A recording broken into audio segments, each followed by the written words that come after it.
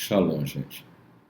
Conectado com o estudo que nós fizemos sobre a queda da estrela da manhã, eu queria falar hoje sobre quem é Gog. Gog e Magog. Magog são lugares, território de Magog, e Gog é uma pessoa, um líder. E para a gente compreender isso, a gente vai ler a profecia de Daniel, no capítulo 7, e a partir do versículo 7, diz assim: Continuou minha visão, e eis que havia uma quarta besta.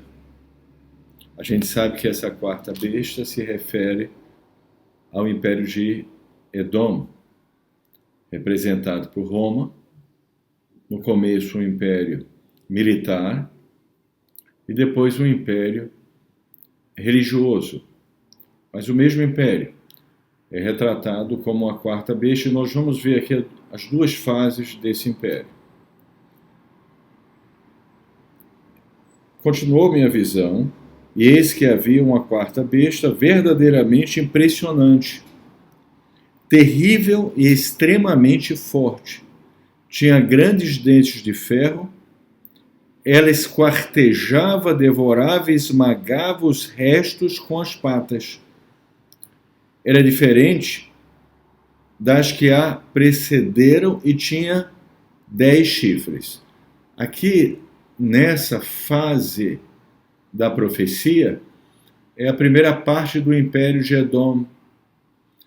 As conquistas de Roma, a crueldade, a força que foi exercida pelo Império Romano militar, governo romano. Eu observava estes chifres,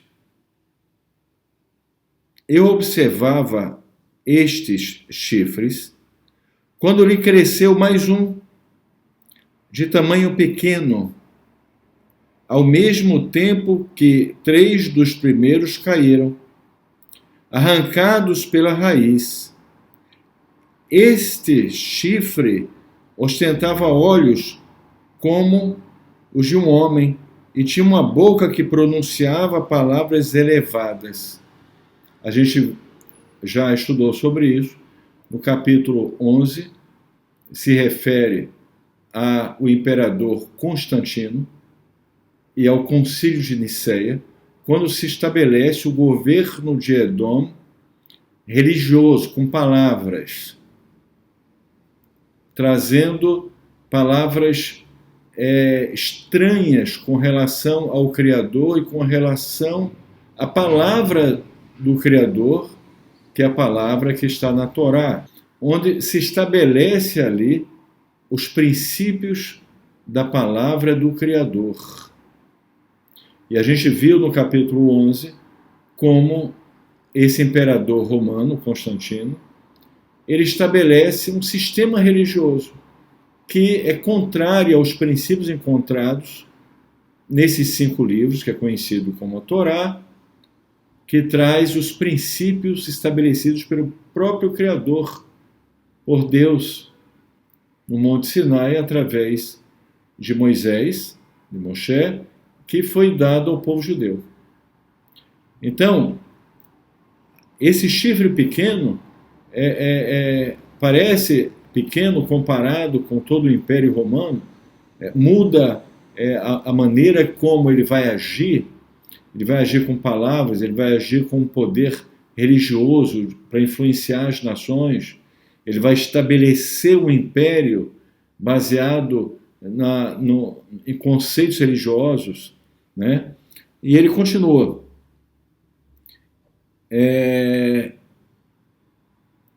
E observava esses chifres quando lhe cresceu mais um, de tamanho pequeno, ao mesmo tempo que 3 dos primeiros caíram, arrancados pela raiz. Esse chifre ostentava olhos como de um homem e tinha uma boca que pronunciava palavras elevadas. Vi a seguir que 2 tronos foram erigidos e alguém que era entrado em anos sentou em um deles. Suas roupagens eram brancas como a neve e seus cabelos pareciam ser de puríssima lã. Um fogo abrasador emanava de seu trono, que se assentava sobre rodas chamejantes. Uma torrente de fogo corria à sua frente, milhares de milhares o serviam, e 10 vezes mais servidores se postavam à sua frente. Teve início o julgamento e foram abertos os livros.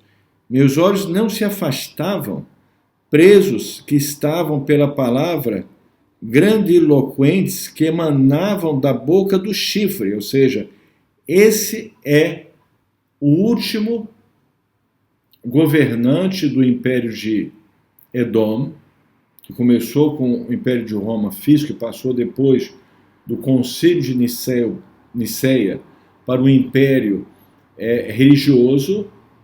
Esse é o último governante de Edom e ele vai exercer o poder nos últimos dias, e esse é Gog. É uma alusão a Gog que nós vamos ler depois no livro de Ezequiel, sobre Gog. Mas esse é Gog. Continuando, voltando ao que foi lido. Meus olhos não se afastavam, presos que estavam pelas palavras grandiloquentes que emanavam da boca do chifre, até que a fera foi abatida e seu corpo destruído e lançado em chamas. Isso ocorre, nossos sábios explicam, porque ele falou palavras que eram palavras contrárias à Torá e contra a Torá, desfazendo das palavras da Torá conceitos como a Torá foi anulada, o povo judeu foi substituído, o povo judeu, a Torá não tem mais valor, não está mais debaixo do jugo da Torá. Essa negação à Torá, que é considerada a própria palavra do Criador, chegou uma hora que veio o julgamento por essas palavras contrárias à Torá, a palavra que foi dada por Deus, como eu falei, no Sinai, através de Moshe, de Moisés. Então será julgado nesse tempo Gog, que é o último governante desse império de Edom. Observe que é muito interessante isso, porque continua: e quanto ao resto das bestas, suas forças lhe foram retiradas, mas um resto de vida lhes foi concedido por um tempo. Aqui mostra que os 3 primeiros impérios, que eram as bestas anteriores, né, elas foram destruídas, mas permaneceram por um tempo, ou seja, o tempo de existência delas foi breve, do reino delas foi breve. Se refere ao reino da Babilônia, o reino persa, conhecido como Medo-Persa. No começo, começou com o reino dos Medos, depois assumiu o reino persa. Alguns citam apenas como reino persa. Depois o reino grego, mas eles tiveram um espaço de tempo mais curto. E aí vem o reino de Edom, que é Roma, primeiro o reino militar, e após o concílio de Niceia, estabelecido pelo imperador romano Constantino, começa o governo religioso, que vai durar, está aí já há 2000 anos, durando esse governo religioso, influenciando as nações, o pensamento, enfim. E também exerceu conquistas territoriais, enfim. Esse é o reino de Edom. Aqui ele é julgado pelo Criador, Esse último chifre é Gog, é o último governante do reino de Edom. Agora, observe a continuidade. Continuou minha visão e percebi que das nuvens do céu, aqui, muitas traduções, eu já expliquei isso em alguns vídeos anteriores, se coloca a palavra descer, não existe essa palavra no aramaico, não desce. As nuvens levam esse homem até o trono onde está sendo julgado. O mesmo trono que julgou Esav, julgou o reino de Edom, que é a queda de Gog. Ao mesmo tempo, nós já estudamos sobre isso, a queda do anjo de Edom, que é a estrela da manhã. Né? Então, logo após que a queda de Gog e a queda da estrela da manhã, então vai ser estabelecido um governo que nunca passará. Vamos ler, vamos continuar a leitura.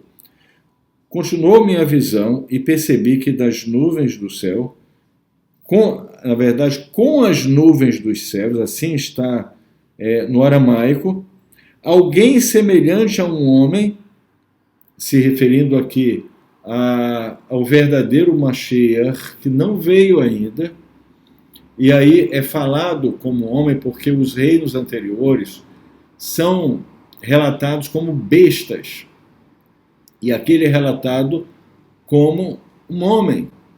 E continuando, ele se encaminhou na direção do ancião, né, que já foi relatado anteriormente, que estava no trono julgando, que julgou Gog e todo o reino de Edom.